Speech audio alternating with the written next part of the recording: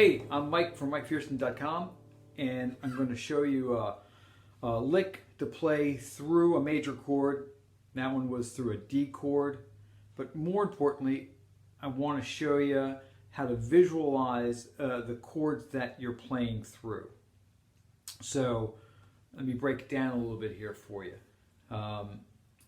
If you get a chance, there's a link down there to some other videos about some other things. Like and subscribe if you can. That's always appreciated.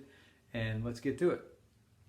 So, kind of like know the old folk D like so. We have to know a couple other versions of D. One of them is going to be this D like so.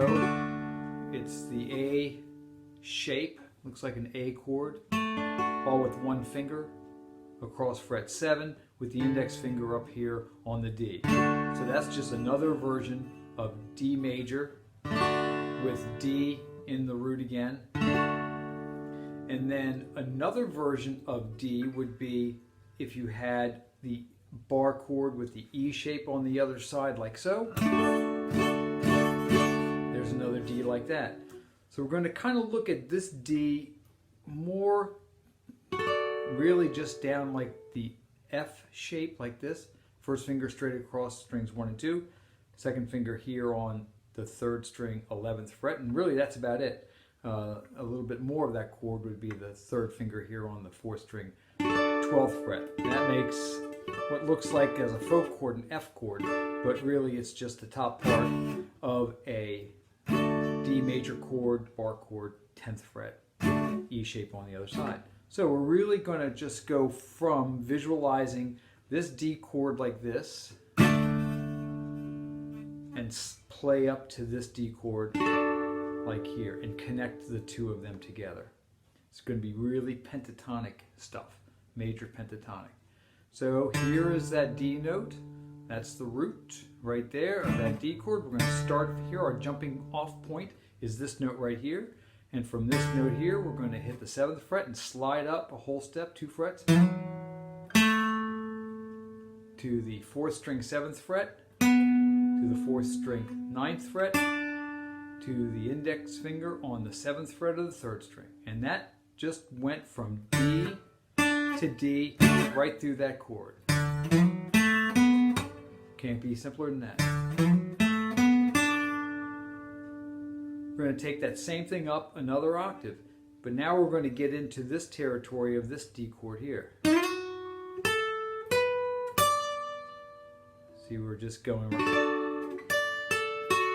The 3 notes that are important in this chord here is 10 on the 1st string, 10 on the 2nd string, 10 on the 3rd string. I slid up to that 11th fret on the 3rd string.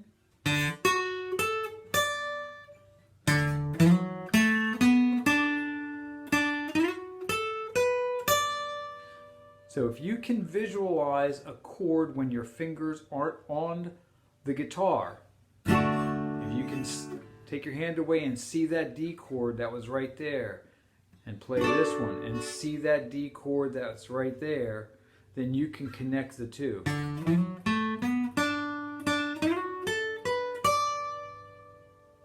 Now, for a little something that sounds kind of cool, I'm going to put my first finger straight across strings 1 and 2 on the 10th fret, and I'm going to hammer on the 12th fret of the 2nd string, reaching over top so I can still hear the 1st string open.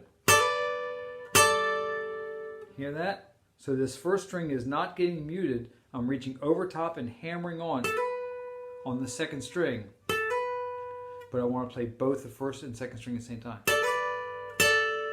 And that gives you this. And now I'm going to reach right here to the 3rd string, 11th fret, where I was a minute ago, and just go backwards through that scale. Instead of going up, ascending, I'm going to descend back to here and reach back with my 1st finger, a little bit of a stretch.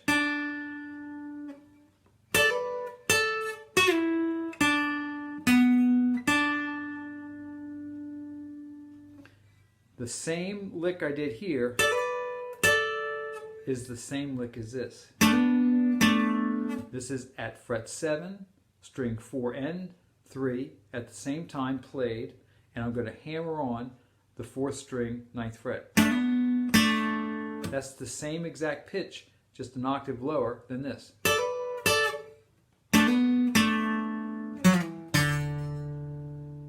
And then get a note from the 6th string, 7th fret. So now I'm going to work my way right through D chord to D chord and then go back to the other D chord. Jumping off point from here.